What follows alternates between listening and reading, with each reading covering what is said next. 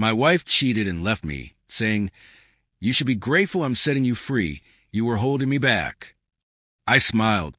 She didn't know I won the lottery the day after she signed the separation papers. Her freedom cost her millions.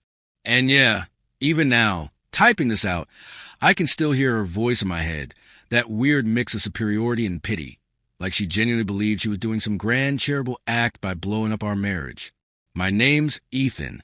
I'm 39 now.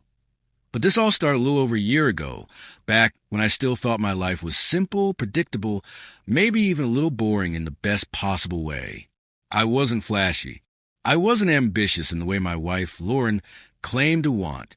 I was an electrician. A good one. I like my routine. I like coming home, cooking dinner, watching a show, falling asleep next to the woman I thought loved me, but apparently stable turned into stagnant in her head. The shift was small at first. New clothes, more makeup, gym every morning, then suddenly gym every evening too. Always new friends from work. All of them mysteriously unavailable whenever I suggested we all grab dinner together. I wasn't stupid. I just didn't want to admit what was happening. Her job as a dental hygienist wasn't exactly a hotbed of temptation, or so I thought, but she'd come home talking about some new oral surgeon who joined the practice. Dr. Ted something, and I swear the way she said his name felt rehearsed, like she was auditioning for a different life. Then one Tuesday night after dinner, she sat across from me with that serious face, the kind people use when they've already made a decision and are pretending it's a conversation. She said, "Ethan, I've been seeing someone." Just like that. No build-up, no apology, no tears. 6 months, she said. 6 months of sneaking around. Lie in my face, and then she tried to hand me gratitude like a consolation prize. "You should be grateful I'm setting you free. You were holding me back."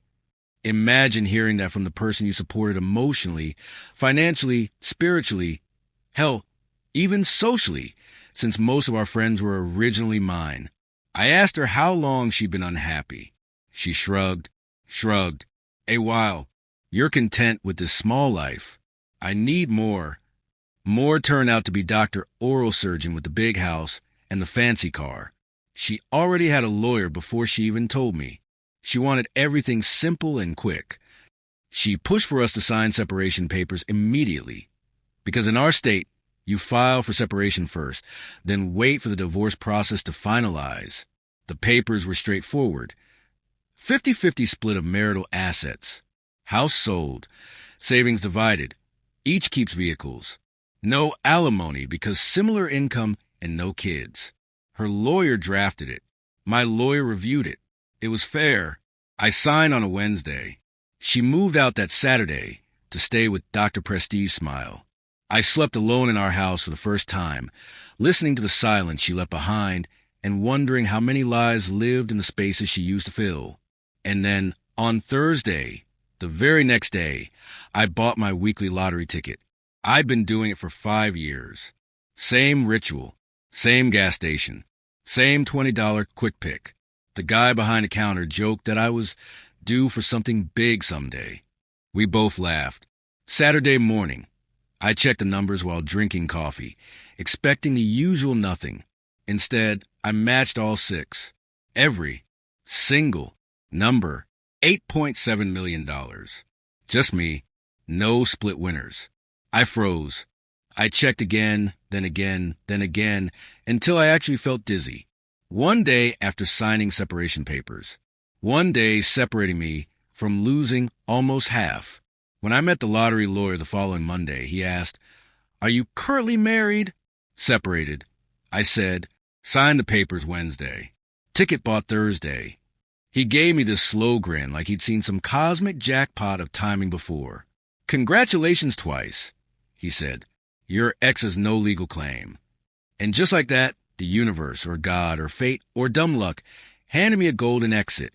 I kept it quiet. I sold the house, paid off what needed paying, bought myself a modest downtown condo for $410,000 cash. Not flashy, just comfortable. Put most of the rest into investments. Quit my job, not because I hated it, but because for once in my life I could choose something I actually wanted. I started classes in architectural design, something I dreamed about in high school but never pursued because real life gets in the way. For 3 months, I lived quietly, peacefully, almost invisibly. Then someone Lauren worked with saw me at a nice restaurant, meeting my financial advisor. And 3 days later, she texted me for the first time since she walked out. Hey, can we talk? I ignored it. Then another text. It's important.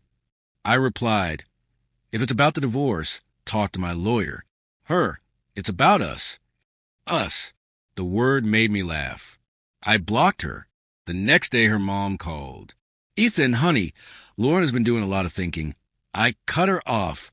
There's no thinking needed. She cheated. She left. Her mom sighed like I was the unreasonable one. But she saw you downtown, looking successful. She's happy for you. She just wants a chance. No, you've changed, she whispered. Money has changed you. No, I said, respect changed me. Soon after, her lawyer contacted mine, claiming we needed to revisit the separation terms due to undisclosed assets.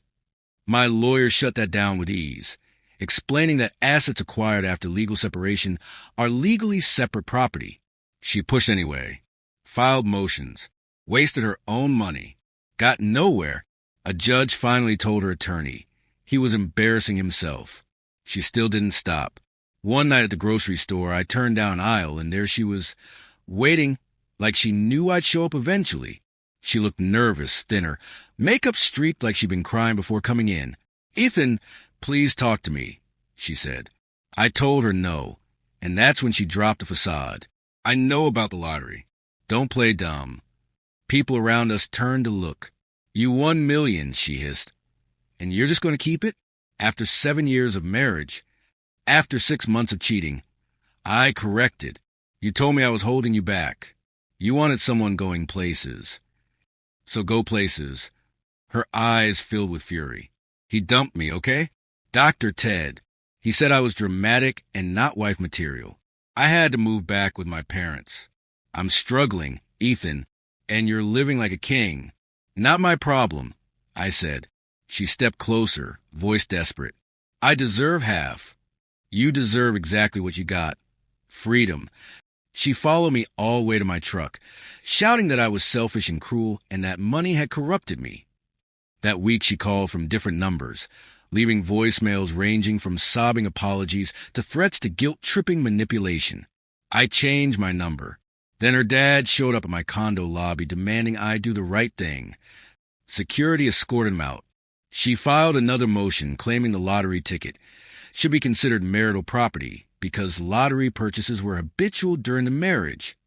The judge slapped down the motion so fast it practically bounced, sanctioned her lawyer, ordered her to pay part of my legal fees. She couldn't afford them. Things spiraled. She got a new boyfriend who believed her lies about me stealing her rightful money. He showed up at my building with her one night and got arrested after shouting at security and refusing to leave. And because life has a sick sense of humor, she used her one jail phone call to scream at me that I ruined her life and made everything fall apart. I filed for a restraining order the next morning. Court was brutal. Her lawyer tried claiming I was emotionally abusive for refusing to provide reasonable financial assistance after a long marriage. The judge cut him off. He owes her nothing. She has harassed him for months. This ends now. Restraining order granted. 1 year, no contact. She cried like the world had ended, but I felt nothing, just relief. 8 months passed. I finished my first year design classes, got an internship at an architecture firm. My life became peaceful in ways I didn't know I needed. A few mutual friends told me Lauren moved states away, got a new job, started dating some accountant. She apparently tells people she had a difficult divorce, but leaves out all the parts where she detonated her own life and tried to set mine on fire. Her parents mailed me a letter, since contacting me directly breaks a restraining order, saying I changed, that I abandoned family, that I let money turn me cold. My mom read it with me at the kitchen counter and said, "No, honey, you just stop letting people walk over you." And she's right. I used to feel guilty for things that weren't my fault. I used to bend myself into knots to avoid conflict. I used to mistake patience for weakness. But now, I don't feel guilty. Not even a little. Lauren wanted freedom from my small life.